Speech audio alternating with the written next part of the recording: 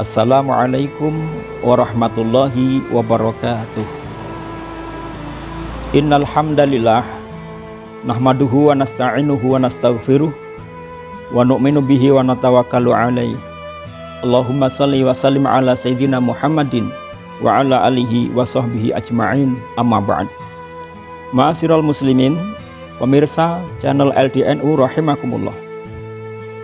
Allah Subhanahu wa taala telah banyak menurunkan anugerah dan keistimewaan kepada umat Rasulullah Muhammad sallallahu alaihi wasallam yang tidak diberikan kepada umat-umat yang lain sebelumnya. Dalam satu riwayat, Rasulullah sallallahu alaihi wasallam tengah bersama dengan para sahabat. Kemudian Rasul bercerita tentang orang-orang soleh pada zaman terdahulu dari kalangan Bani Israel.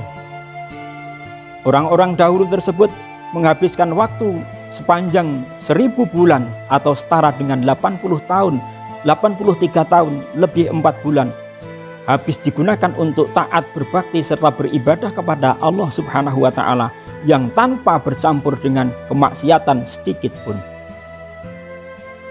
Malam hari digunakan untuk taqarrub ilallah, untuk munajat, untuk berzikir pada Allah taala, sementara di pagi harinya digunakan untuk jihad fisabilillah.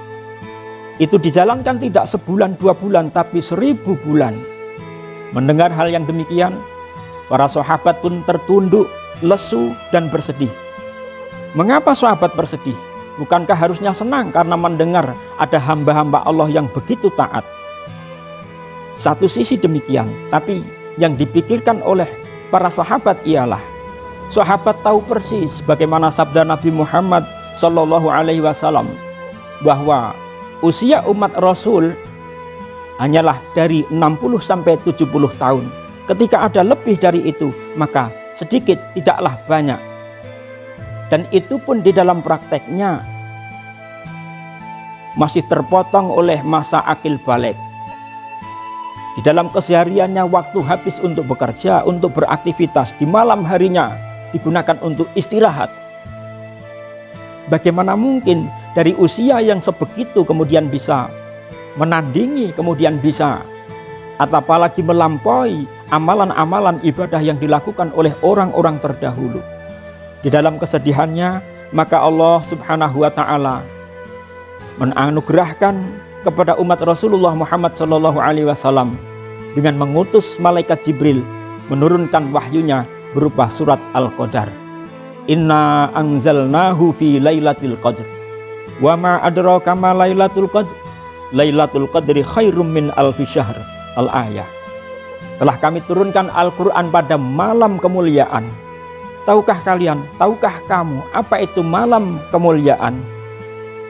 Lailatul qadri khairum min alfi syahr. Lailatul Qadar, malam kemuliaan adalah malam yang lebih baik daripada 1000 bulan. Lebih baik daripada 1000 bulan, setara dengan 83 tahun 4 bulan atau bahkan lebih daripada itu. Beruntunglah kita sebagai umat Rasulullah Muhammad sallallahu alaihi wasallam yang bisa bertemu, dianugerahkan oleh Allah bertemu dengan malam Lailatul Qadar. Karena semua amal ibadah 1 rakaat, 2 rakaat yang kita lakukan di Lailatul Qadar, maka akan imbang, akan setara dengan 83 tahun, lebih 4 bulan, bahkan lebih daripada itu. 1 ayat, 2 ayat, 1 surat, 2 surat, 1 juz, 2 juz yang kita baca bebarengan pas dengan Lailatul Qadar, maka keutamaannya akan setara dengan 1 juz, 2 juz yang dibaca selama 83 tahun lebih. Masya Allah, luar biasa. Para pemirsa rahimakumullah, Rasulullah Muhammad sallallahu alaihi wasallam juga bersabda, "Man qoma lailatal qadri imanan wahtisaban, ghufira lahu ma taqaddama min dzambi." Barang siapa yang bangun malam melakukan sholat malam pada Lailatul Qadar dengan iman dan mengharapkan pahala dari Allah Subhanahu wa taala, maka diampuni dosa-dosanya yang telah lalu. Bersyukurlah kita sebagai umat Rasulullah yang mempunyai perbendaharaan diampunkan dosanya oleh Allah Subhanahu wa taala. Karena kita semua setiap hari setelah diampuni pun selalu dan selalu berbuat kesalahan dan dosa.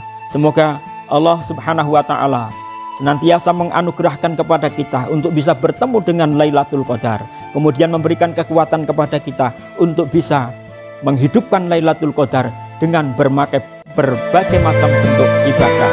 Amin ya rabbal alamin. Demikian serta sekian yang dapat saya sampaikan.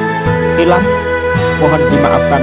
Wabillahi taufiq wal hidayah. Assalamualaikum warahmatullahi wabarakatuh.